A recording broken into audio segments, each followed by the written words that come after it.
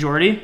And I'm Steven. And this is Thorndale Theater Talk. This is a podcast where we're going to be talking about movies, TV shows, and anything that has to do with the entertainment industry. This is correct. That is correct. Remember to follow us on Instagram at Steven Centrella, on Twitter at Thorndale Talk, our official Twitter page, at Kibbles312, and at Steven Centrella. Why do you have to do like a sound effect and everything? Why not? That's a good point. And remember to follow our Facebook page, Thorndale Theater Talk, and our YouTube channel, Thorndale Theater Talk, to let... That was a bad one. Yeah, that was bad. To like, subscribe, comment. It's quick click of a button. It would help us a lot. It would be nice. And tell us what you like to hear, what you don't want to hear. Yep. Tell us what we're doing right and what we're doing wrong. It's probably a lot of both. Like my sound effects. Yeah. Especially, were you whistling on that last one? That was a bad one, yeah. I can't do it. Yeah. What are you like trying to do though? Like I don't know. Okay, whatever. Remember to listen to our 75 other episodes on podcast streaming services like Apple Podcasts, Spotify, and Breaker, or on YouTube as well. Yes, yeah. On YouTube as well. On YouTube as well. All right, Steve-O, let's just get right into it.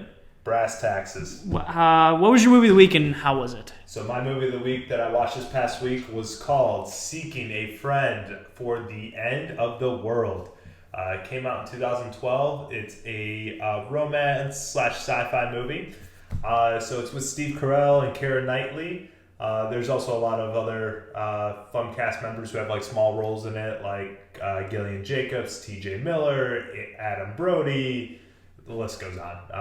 Martin Sheen. Mm-hmm. So what the movie is about? So basically, the end of the world is coming. So there's a meteor that's coming towards Earth.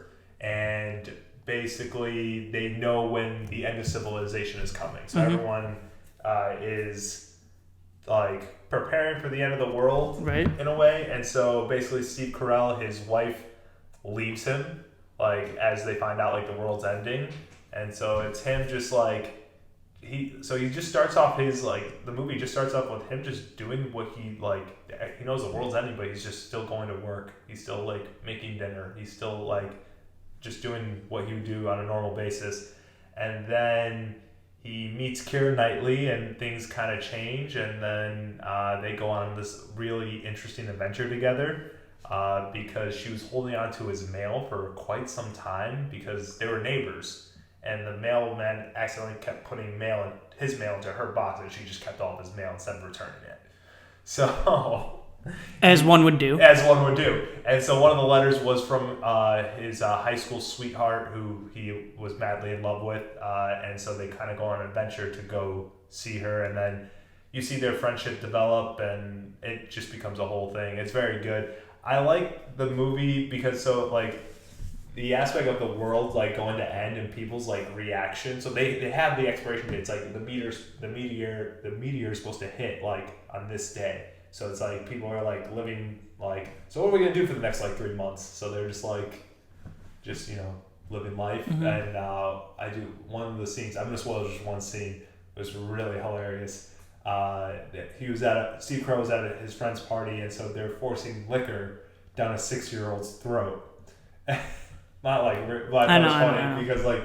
Just because it just goes like, drink up, the world's gonna end, so you gotta know what this tastes like. And then he goes like, just fight through the burn. Fight through the burn. It might sting right now, but fight through the burn. I'm just like, they're like coaching them on how to drink. It was just really funny. But yeah, it was a fun, entertaining movie. I like the again with the scenes of because like the world's ending and just seeing other people's reaction of what they're doing with the world ending, and so. Makes you think, what would you do? You know the world's going to end in 3 months. Like, you're not going to survive. What would you do? And that, so that's where it was fun. Keira Knightley's performance was unbelievable because she's an unbelievable actress. Martin Sheen makes a surprisingly appearance in the movie. You didn't see that coming. No, I like Martin Sheen. Yeah, I really enjoyed it. It was fun. It was entertaining. I honestly did not expect to like this movie. As much as you did? As much as I did, yeah. It was like one of those movies like I picked because like the cast looked good, but the reviews were eh. And so I was just like, I probably won't enjoy it that much, but I actually did enjoy it. Nice. And very happy I watched it. It was very entertaining. Yeah. Also, who doesn't like Steve Carell? So that's the other thing thing I loved about it too. Yeah, so fun movie to watch if you haven't seen it is on HBO Max called Seeking a Friend for the End of the World. So take a look at it. It's a fun movie to watch. It's a short movie too. It's like only an hour and 40 minutes. So nice. Won't take up too much time. Nice. Yes, that was my movie of the week.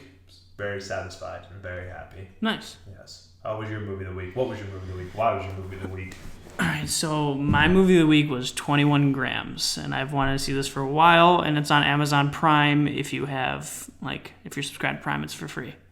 Correct. Right. The Prime of Amazons. Yeah, the Prime of Amazons. It's with Benicio del Toro, Naomi Watts, and Sean Penn, and it's directed by Alejandro Inarritu, who did The Revenant and Birdman. Was Sean Penn the criminal? No. Damn. Benicio del Toro plays an ex-con.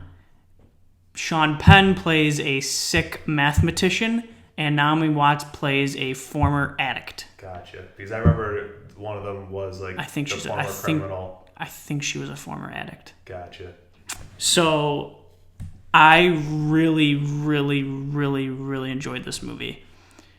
Alejandro Inarritu is the ballsiest director out there.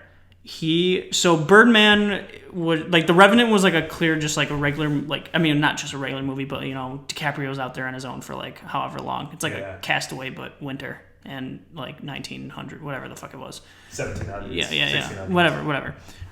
And then Birdman was all in like, it wasn't one shot, but it's looked into like it's one continuous shot. Right. 21 Grams is told out of order. Interesting.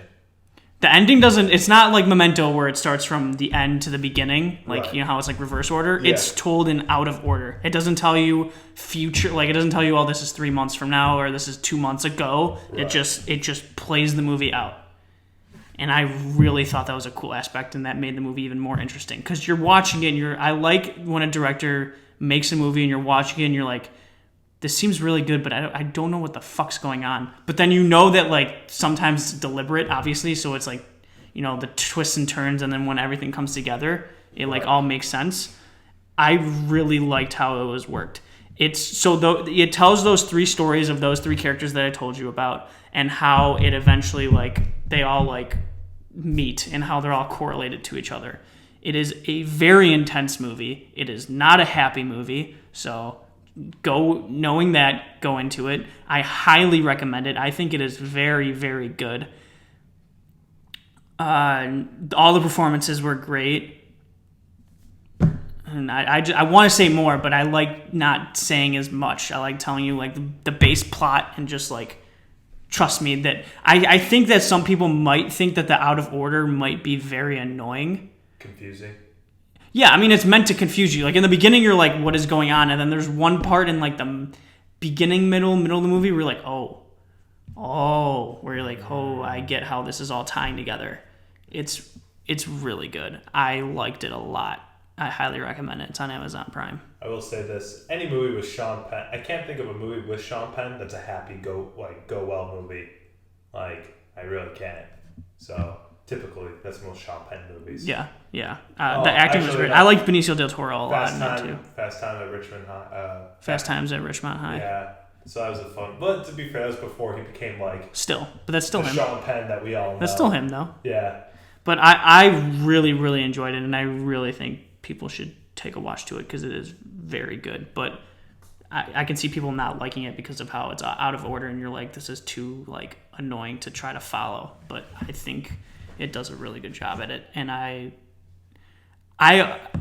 really liked Birdman. I know some people didn't like. It's like kind of a mix. Like you either like loved it, like it's really really good. I mean, I know a couple that like didn't. Right, it was overall I know well received. Yeah, which you deserved. I really liked Birdman. Yeah. I liked Birdman a lot, and I think seeing 21 Grams is like I'm pretty sure this was his first movie directed.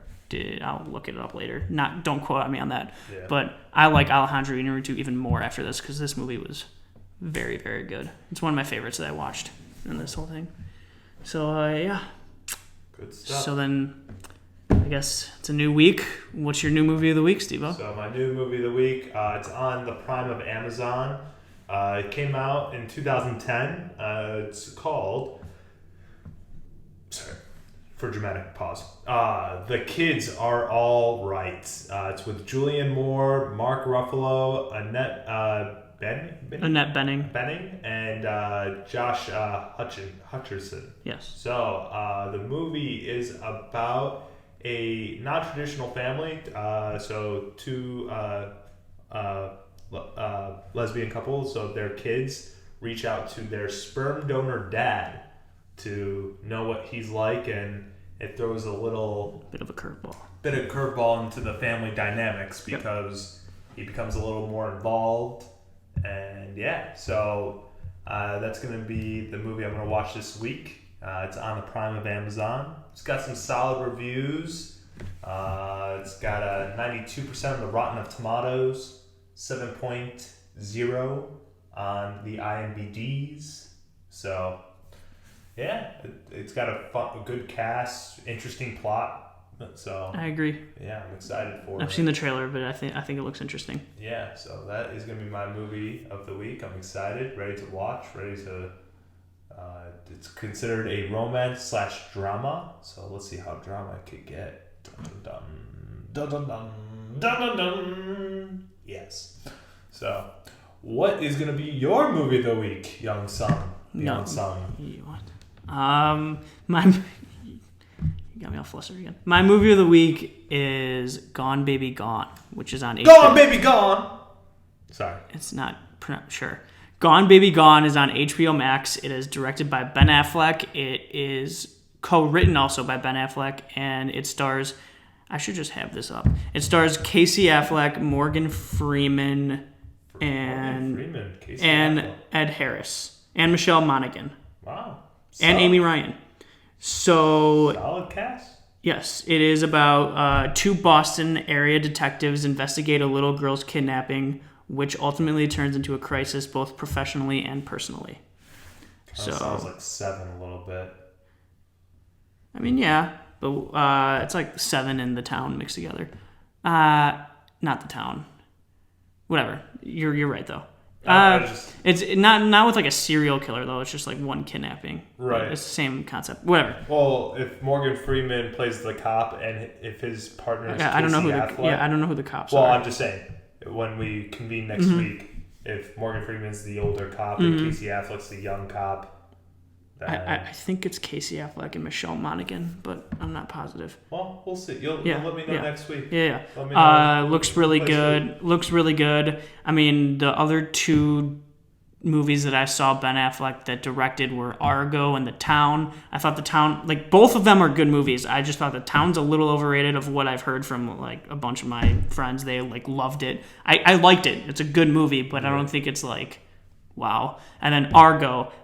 I remember watching Argo after one movie. Like, I saw it before one movie of the year, and I was like, I didn't think that movie was that amazing. So I rewatched it, and I'm like, it is really good, but I still don't think it should have won movie of the year. It was a weak year that year. I still think it's really good, though. It's a really good movie. It was a good movie, but yeah. You're so stubborn.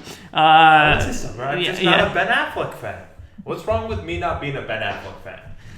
Can I ask you that? Can I ask you that? Can you ask me that? No. I don't know. I don't know. What's wrong with me just not being a fan? I think you're just biased. It's all biases. How's that bias? Isn't that the whole point of being a fan and not a fan? Well, I mean, like, all right, do we want to get in the nitty-gritty of being a fan and not a fan? I'm just saying. It's like me with certain actors that I think are not good people, but I like their movies. Tom Cruise. You have to set aside, like, what they do personally in their, like, movies. Sure, but I'm not a Tom Cruise fan either, so... Why? I just don't like him. Personal. I wouldn't say it's personal. Yeah, it is. I would say also, kind of like similar to Matt Damon argument. No. He's outshined in all of his movies by other people. No. So it's just... He's just overrated. No, that's just not true. Like, he's a good actor. I don't understand you. There's no... what you do is compare. See, here. Comparisons shade... Tom Cruise is like... Here, this is my good description of Tom Cruise. He's like the picture of that, like... Of like the awesome looking cheeseburger or awesome looking steak that you see in the picture. Okay, wait. But then when you go to the actual restaurant and you get that food, it's not what it's in the picture. It's something That's different. For your stance, that's a good comparison. So congratulations on a very good analogy that you just created. Thank you. So because it was good for your point. Thank you. No problem. Yeah. I just want to do this. So, A Few Good Men, you said Jack Nicholson steals the show, right? You can't handle the truth! Okay, I didn't have to hear the quote. We all know the quote. But, like, you say he steals the movie, right? 100%. How many scenes is he in that movie? Just the one, but he steals the movie. He's actually in, like, 2 or 3. Oh, my bad. And you said Tom Cruise is not good in that movie? Nah. Okay. He's we should have an episode where we just argue this because I think you're absolutely insane. He is not he's not like a unbelievable actor, but he's a good actor. He's He's a great action actor. He's very good in Mission Impossible. He's very good in A Few Good Men. He's good in Risky Business. He's good in Magnolia. I keep forgetting. He's really good at Magnolia. Have you seen Magnolia? Yes. You know what movie I think is a very just Cocktail. What? Awful. I never saw Cocktail. Yeah, so you say you're a fan, but you never saw Cocktail. I said I like Tom Cruise. I'm defending him because I think your mindset is. You're also upset because I don't like the Mission Impossible series too. I'm starting to get over it. I was initially upset from that because I think Mission Impossible is one of the best actors. Is the best. It makes you feel better. I'm not a big fan of the Fast and Furious franchise either. No, me neither. So I mean, that's fine. But I think Mission Impossible Fallout is one of the best action movies in the last decade. We'll wait and see. One of the best. Not the best. One of the best. I would say top 10 for sure. All right. Well. Okay, let's get to the news. We got off a little tangent there. Well, some of these episodes we should just we always talk about Tom Cruise and Matt Damon. What were we talking about before? Oh, we're talking about your movie of the week. Yeah, it's over with. And so it's really good. It's about 2 detectives that will get into conflicts about a missing daughter. It's directed by Ben Affleck, co-written by Ben Affleck, and stars Casey Affleck, Michelle Monaghan, and Morgan Freeman, and Amy Ryan. And there's another one that I'm forgetting and I forgot. Forgetting and you forgot. Looks really good. It's on HBO Max. I'm gonna watch it. It's called Gone Baby Gone. Okay, let's get to the news. And we did have to wrap up that real quick. So let's get to the news. All that fun stuff. So we're gonna get to the news, everybody. So Jordy, where do we get our news from? I believe ScreenRant.com. They rant about a lot of .coms. It's really weird. That doesn't make sense. All right. They rant about screens. That's what you should say. No, they rant about .coms. I said what I said, and I meant what I said. I know you meant what you said. There we go. Okay. All right. So, just a few announcements before we get into some of the other articles. Yes. So, Cobra Kai Season 4. Yeah. All right. Will be released on New Year's Eve, 2021. So, be on the lookout for that if you're a Cobra Kai fan. You're just trying to do karate. Hey! Okay. All right. Next other announcements that have happened in the past week. So Fantastic Beasts 3 gets a 2022 April release date. So it'll be coming out in April of 2022. And the title has been released as well. It's called Fantastic Beasts 3, The Secrets of Dumbledore. So we're going to learn about Dumbledore's secrets. I think some of them we already know. Some of them we might know. All right. And then last but not least of other announcement, Tiger King Season 2 will be officially releasing on Netflix in November of this year. So the great documentary series that came out in the beginning of the pandemic, Tiger King, there's going to be a Season 2. The follow-ups of where Joe Exotic is in prison, where Carol Baskin's currently hiding her missing husband and stuff like that. We'll see more about it in November, so be on the lookout for that. So those are some fun announcements for you. And now let's get into some of the news. There we go. Jordy, take it away.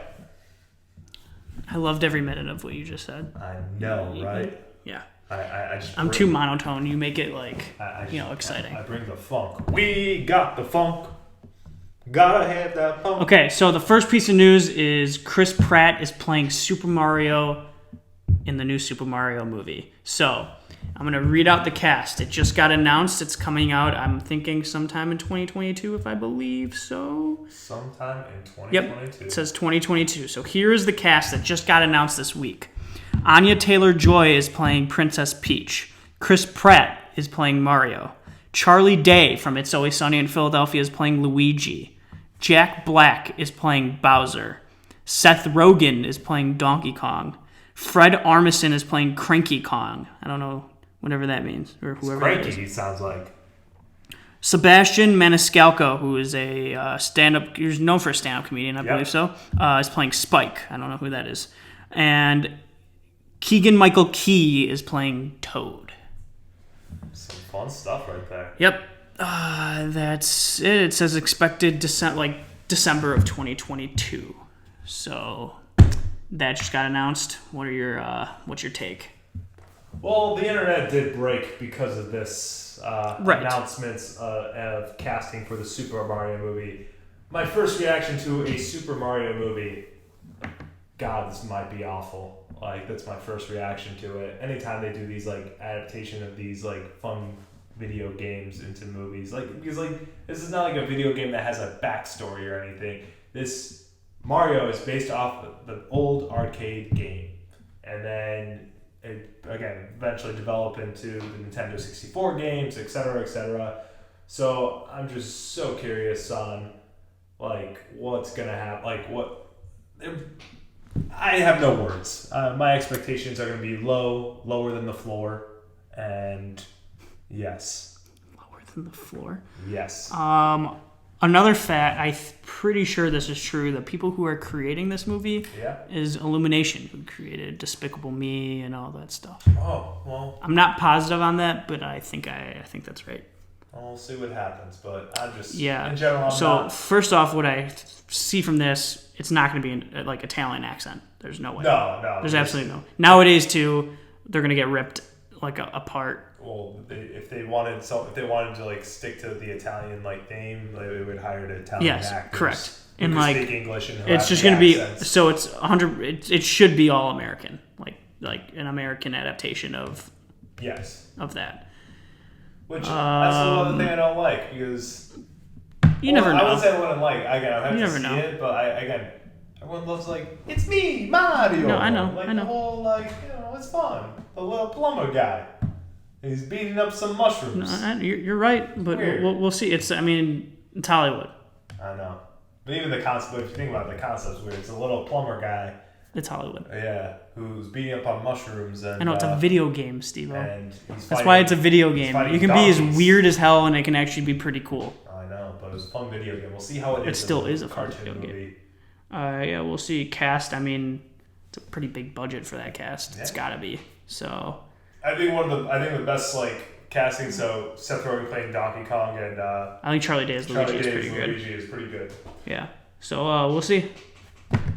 That is true. We will see. So be on the lookout for that. And if any other news comes of it, we will be happy to make some announcements here. Yeah. So next piece of news: Florence Pugh is on the short list to play Madonna in a biopic. All right. Jordy, what are your thoughts on this? I know your thoughts on the biopics, but what are your thoughts on Florence Pugh? Good actor. Good. Perfect. Yeah. Great actress. She should be on a list. Yeah. I'm kind of like... It kind of reminds me of like war movies where I'm like, I've had enough. Like, there's a lot. There's a lot.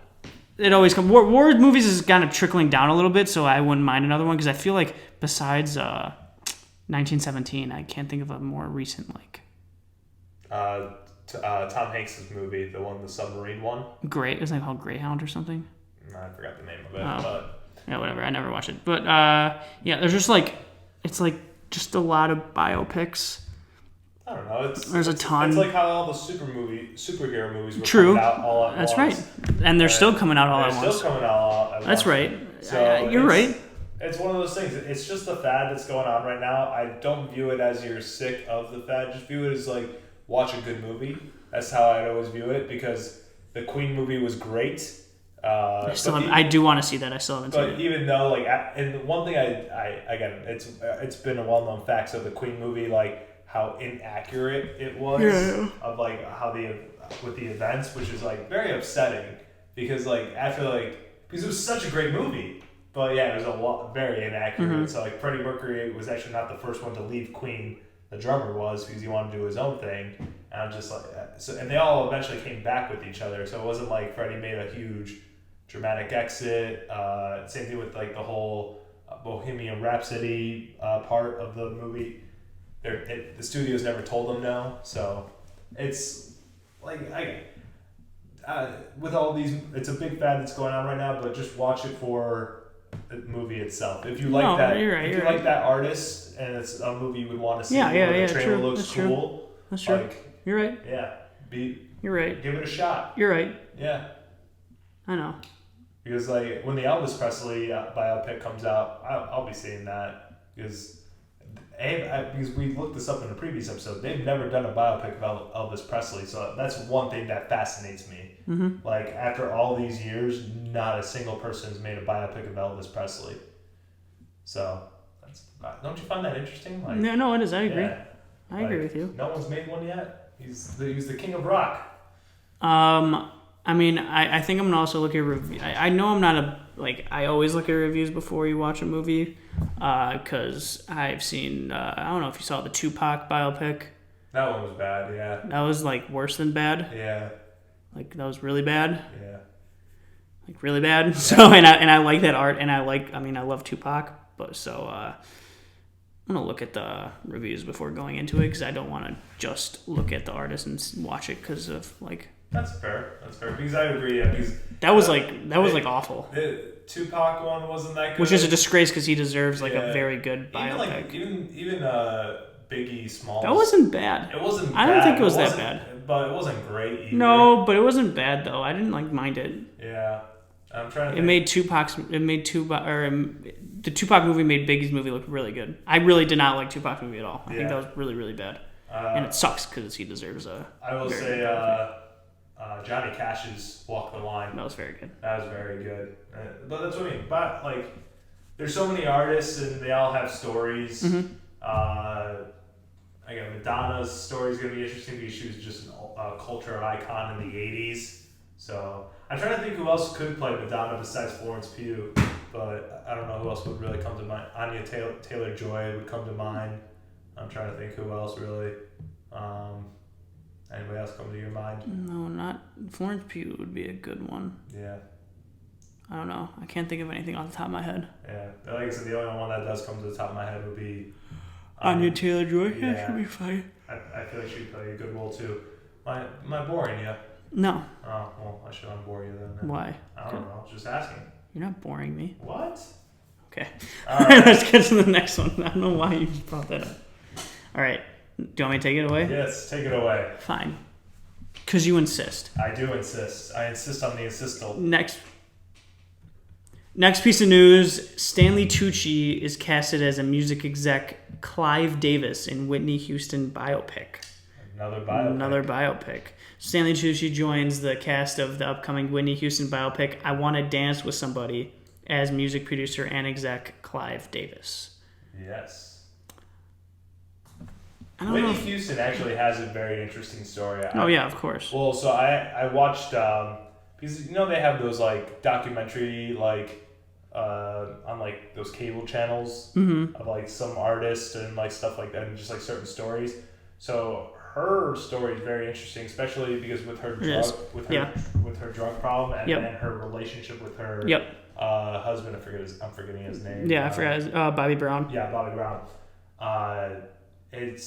She just has and she has just an amazing voice too. She has an amazing voice. This is a biopic I would definitely I agree too. Because it's a story I already kind of know about, so them putting it into a movie would be very interesting. And does it say who else is casted in the movie? Excuse me, yes. Oh, Jesus. I had to yawn, I'm sorry. Yes, it says Bobby Brown's being played by Ashton Sanders and Naomi Ackie, I think it's pronounced, is Whitney Houston. Naomi Ackie? What has she been in?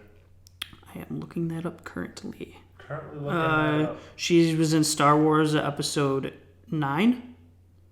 The Rise of Skywalker as Janna. I don't remember that movie because it's a very forgettable movie. Yes, it was. She's not in a lot of known stuff after this. She was in Doctor Who for an episode. Well, I hope she can sing. I would bet she can. She can. I would bet she can, Steve. What if they didn't? What if they casted somebody who could not sing? Well, then, not gonna lie, that's pretty stupid. The casting director should be fired. Yes. So I'm pretty sure she can sing. But yeah, like everything that you said, I kind of know. I know like about her story, or it's very sad and messed up, and the relationship like is very intriguing in all the wrong reasons. Yeah. So yeah, and I like Stanley Tucci a lot, so that's good. That's always a good cast. He's a good actor. He's a very good actor. I didn't mention it last week. That movie I watched, Worth. Yeah, he's actually in the movie as well. But I forgot to mention him. And it's funny because he plays such a vital character, and he's such a great supporting actor. He's very good. Yeah, he's just really good. And then last piece but of news. Not least, Jordy, take it away. Will Smith's new movie, Emancipation, he is comparing it to Django Unchained. So he is working on a movie right now called Emancipation. It's directed by, I looked it up, it's directed by, I can't pronounce his name, Antoine Fuqua something. He did Training Day, he did Equalizer, he did other movies, and it's about a runaway slave forges through the swamps of Louisiana on a torturous journey to escape plantation owners that nearly killed him. And stars Will Smith, Ben Foster, and other people that maybe not a lot of people would know. But so he's comparing that to Django Unchained. My thoughts. A, Django Unchained is arguably one of the best Tarantino movies out there. So that is high fucking praise before the movies come out. It's a bold statement. Bold statement. Hey, he might be right. We literally have no idea. I like the director a lot. He's done, like I said, Training Day. I'm going to look up more that he's done. He's done Training Day. He's done Equalizer. He's done The Magnificent Seven. He's done a lot. Holy shit. He's the Equalizer 1 and 2. He did the Magnificent Seven's not bad. It was alright. I never saw Southpaw. I heard that was pretty solid. Olympus Has Fallen. He's done. Shooter's good. I like Shooter with Mark Wahlberg. I never saw Tears of the Sun. He did Training Day, which is like. Sounds like he's done a lot of action movies. Yeah, he does a lot of action movies. So yeah, I think he's like. Most of his movies that I saw at worst is like pretty average. It's like pretty good. So like I like him as a director a lot. I like Will Smith as an actor. Maybe this will be a turnaround because nothing against Will Smith, but his choices of movies have been kind of subpar. I've always thought he's a good actor. He just maybe hasn't gotten the right roles. Except for, I mean, he played Ali. He was pretty good in Ali. And wasn't he in another really good one? I can't think of it off the top. He was very good in Pursuit of Happiness. Well, my thoughts. I think it was a bold statement right there, especially. I like that you looked at me, smiled, and then went right to talk because I know you know what I was going to say. Yeah. Well, I think it's a bold statement. Correct. It's very bold, especially since your last more than 2, 3, 4, 5, 6 movies have been flops or have not done well, and you're making a bold statement like that.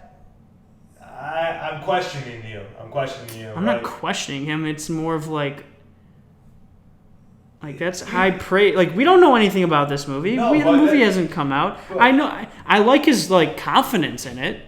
He has a director that I trust. Although he did have M. Night Shyamalan for that. I never saw Earth or After Earth, which was supposedly terrible. He did Ang Lee. Ang Lee did Life of Pi, but then he did what's that movie that he did with him? Where he was the clone. Yeah, the Gemini. Yeah, I heard that wasn't good. That was awful. And then he was in Bright. David Ayer, who's done End of Watch, which I actually really one of the most underrated action movies. End of Watch is so good. David Ayer, who also historically did the original Suicide Squad, which I don't blame him for it at all. And I heard Bright wasn't good. Yeah, so basically... I'm going along with you. I'm Yeah. just saying the specific movies. Well, I understand. So he's gone with a good director, but still the movies have become Yeah. So that's still a bold statement to say there. I'm not saying it's not a bold statement. Maybe I did if it wasn't a bold statement, but it's just like... It's a bold statement. It really is. I mean, I like his confidence. As you're an actor and you go into something that you really, really like, you should have like that. No, just don't say anything. I mean, if it's Will Smith, he's gonna say anything that comes to his mind. It's who he is.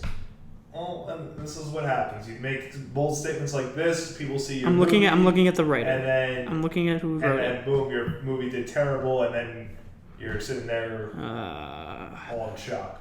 Yeah, the writer hasn't done the best of movies, but you can always turn it around though. You really don't know. No, you don't. He did Assassin's Creed, which didn't get good reviews. He did Exodus: Gods and Kings, which I never saw. He did the story to Tower Heist, which wasn't bad. I mean, the person who directed it is a piece of crap, but that's Brett Ratner. But like, you never know. You really never know. You never know, but it's still a bold statement. Yes. It's something I feel like he shouldn't have said, in my opinion, because especially since the last few... You know, Will Smith was supposed to be... I think he was supposed to be Django in Django Unchained. I think so. And he had a scheduling conflict, I'm pretty sure. Which I'm glad, because I don't think he would have played that role as good as Jamie Foxx. I don't know. We never know. No, I could say that. I mean, Jamie Foxx was phenomenal. I could say that with confidence. I could say that with 100% confidence. Okay. I think Jamie Foxx definitely 10 times would have been so much better than what Will Smith could have done with that role. Okay, that's your opinion. Yeah, so... I can't say it because it never happened, but Jamie Foxx was phenomenal in that role, so... I think Jamie Foxx has... You just don't like Will Smith. I wouldn't say I don't like Will Smith. I think he's overrated. I think he's good as a...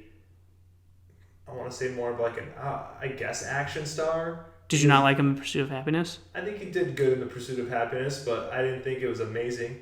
I thought he was really good. I think he's better in like movies like, again, like I said, more action films, kind of like Independence Day, Bad Boys, I, Robot, stuff like that. Like, I think he's better with those roles.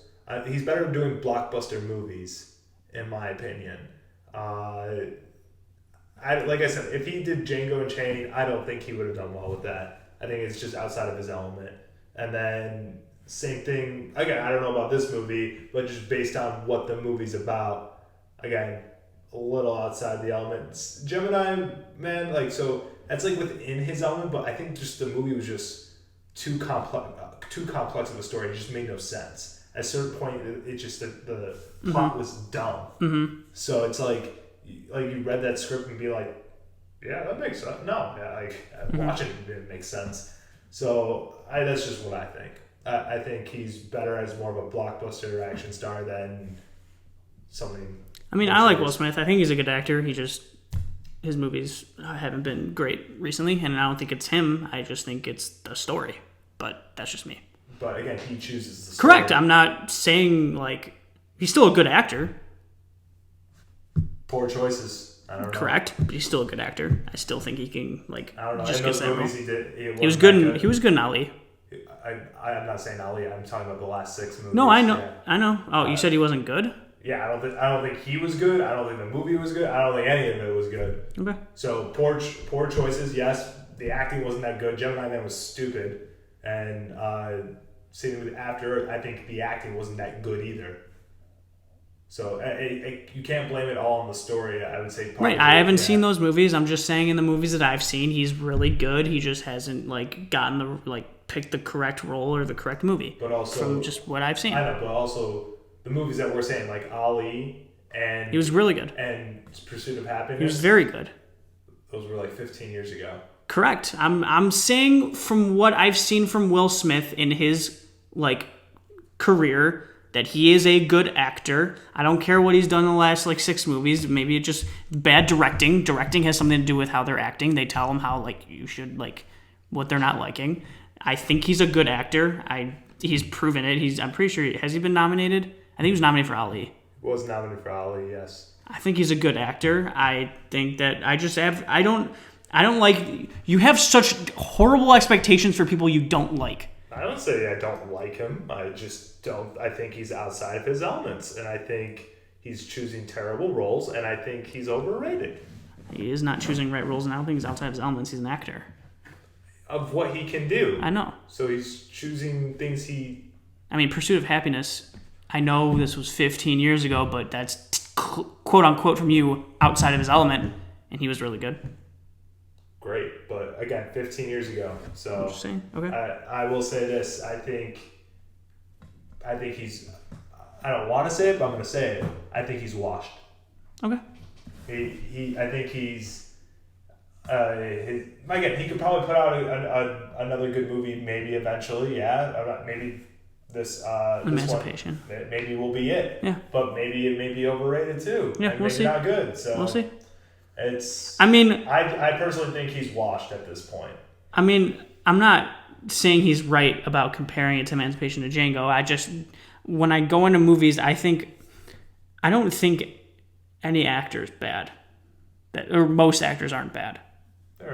There are some bad actors, though. I mean, like, yes, but Will Smith is, like, there's a reason why he continuously gets roles. There are bad actors that people find out, like, when they first get it, and then they don't get casted anymore. No, they might do all right with one film, but then... Nicolas Cage. He's just the one thing that just never makes sense. He's, like, that exception of, like, he's good, but not good. What was the last movie that you saw that he was good in? Recently? Just any movie, like in the within the last 10 years. Again, recently none, because he's kind of been blacklisted for a while. He's been in a lot of movies. Recently? Yes, just not good movies. Not well marketed movies. Correct. Either, Correct. because I would say because he did the Netflix, like, but that was more of him hosting. The Pig, Willy's Wonderland, Prisoners of the Ghostland, The Croods, 2021, 2021, The Croods 2020, Jiu-Jitsu 2020, Grand Isle 2019, Primal 2019, Kill Chain 2019. He's not good. But then look at his career. So actually, he got nominated for Adaptation. I saw Adaptation. I freaking love that movie. He was phenomenal in that movie. So would you say Will Smith is on the path of Nicolas Cage? Yeah, that's a good point. Yeah, it's a good point. So is he a good actor? Well, he had success. It's a good point. The problem with that though is that Nicolas Cage. It's mentally crazy. No. That's not what I'm saying. Nicolas Cage is in these movies that have, like, they're like no-namers. Like, Will Smith, After Earth, sure it was bad. M. Night Shyamalan was the director. So you have that, like, chance, I guess you could say. Ang Lee, I know Gemini Man wasn't good. Ang Lee did Life of Pi, and he did another one that I'm blanking. Oh, he did Brokeback Mountain. Supposed to be really good directors. Will Smith's in it. Yeah, Nicolas Cage is not in it. Nicolas Cage had that part of his career in the late 2000s, like 2008, 2009, when they did, like, that movie Next. Who directed that? I don't remember who directed it, but it was a good cast behind it. It was an awful movie. I know, I saw that movie. And it wasn't good. Also, when they did, like, National Treasure 2, like, the first one was good. Second that one's not even. That's just like, I want more money and stuff like that. But again, that's my point. So, like, he kind of had that same track record where he was being put into movies with other good people, but it just wasn't hitting. So you could argue that Will Smith is on the same track. Yeah, it was different between, I think, directors. Eventually, I think having a good, like, a quote unquote good director and a good cast is completely different, in my opinion. But it's the same idea though. He's working with, like, well-known name people. No, that's right. And again, didn't Next really have that good of a cast? Justin Timberlake's wife was in it. One of her, Jessica. Yeah, I know, but I think that was it. No, there was other people. Again, that movie came out in, like, 2008. I can't remember when that. I know. That's why I'm looking it up right now. So, but that's just my opinion about Will Smith. Hopefully I'm wrong. I'd love to be proven wrong. I'm just telling you. No, you don't. Yeah, I do. But it did have a good cast. Well, shit, you're right. Yeah. Well, it only had 3, but three's still a lot. It was Nicolas Cage, Julianne Moore, and Jessica Biel. There you go. All right. So maybe. Okay. We went on a huge tangent there. We did go on a tangent, but it was a fun tangent. It was. Yes. So that concludes this episode of Thorndale Theater Talk. Remember to follow us on Instagram at Steven Centrella, on Twitter at Thorndale Talk, our official Twitter page, at Kibble312 and at Steven Centrella, our Facebook page, Thorndale Theater Talk, and our YouTube channel, Thorndale Theater Talk, to like, subscribe, comment. It would mean a lot to us. You get to see this guy's beautiful face. I didn't shave It today, doesn't mean it's a bad face. I should stop doing that because it's getting a little annoying. But and remember to listen to us most Tuesdays on podcast streaming services. On Tuesdays. Just say on Tuesdays. On Tuesdays on podcast streaming services like Apple Podcast, Spotify, and Breaker. See you next week.